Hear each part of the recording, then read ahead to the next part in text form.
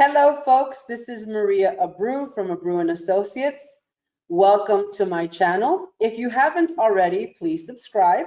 And if you like the content of the video, hit the like button and make sure to share. So here's an interesting post by one of the subscribers. Pesos or US dollar account? Is one recommended over the other?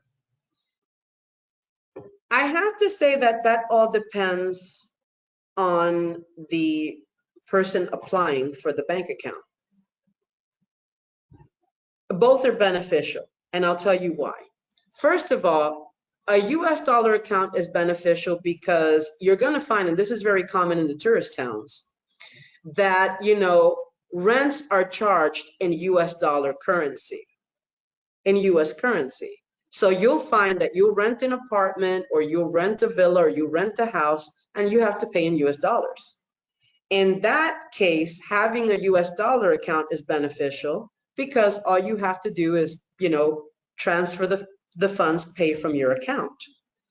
Also, when purchasing property, more often than not, the property is paid in dollars. The payments are made in US dollars.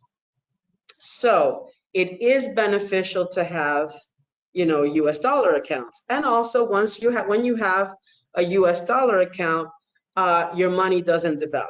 As you know, the peso can go up, it can go down, and that would affect, it would affect your capital. But if it's always in dollars, you avoid that fluctuation. So a lot of people prefer to have US dollars account, okay? Also, in the case of many banks, if you're going to transfer from your US account to the US dollar account here in the Dominican Republic, the banks don't do the exchange. Maybe one or two. I think Popular in Santa Cruz will do the exchange from US dollar to pesos, but more often than not, when you transfer from your account in the US to your account here, you have to use the same currency. So you have to transfer from your account to a US dollar account.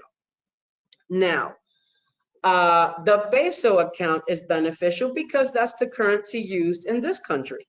So if you're going to pay for services, your electric, if you're going to go shopping for food, if you're going to pay your cell phone bill or your home phone or your cable, you have to pay in pesos, Dominican pesos. So it's always beneficial to have a Dominican peso account so that you can take care of, the basic things of living in the country, from, payment of utilities to food shopping, anything, any transaction you're going to do in the country, it's going to be in Dominican pesos. So most foreigners lean toward having both. They have a US dollar account and they have a peso account. And in fact, the services that we provide to clients when we apply for residency, particularly through the investment department, which is the fast track, having a Dominican bank account is a requirement. So as part of their process, we assist in the process of setting up the account. And what they do, 95% of the time, they have both US dollar and pesos account. So they can use either one whenever it becomes necessary for the sake of convenience, okay? An interesting thing that I wanted to share that I just found out about. It used to be that Popular Bank had the convenience of being able to transfer between US dollar and pesos account. So if you had a US dollar account and a Dominican peso account with Banco Popular, you're able to transfer from the US dollar to the Dominican peso account via internet banking. And so the bank will take care of, the conversion.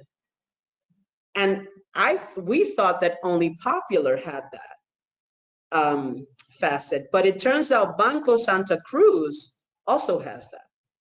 So with Banco Santa Cruz, which is a favorite among foreign nationals, you can have a US dollar account and a Dominican peso account, and with internet banking, you could transfer between both. So that's great. That's excellent. because with other banks like, Reservas and BHD and Scotia, you actually have to go to the bank with your little bank book and you have to withdraw the dollars, exchange them, and then, make the deposit to your Peso account. So this is a pretty big benefit, okay? So my advice, have both.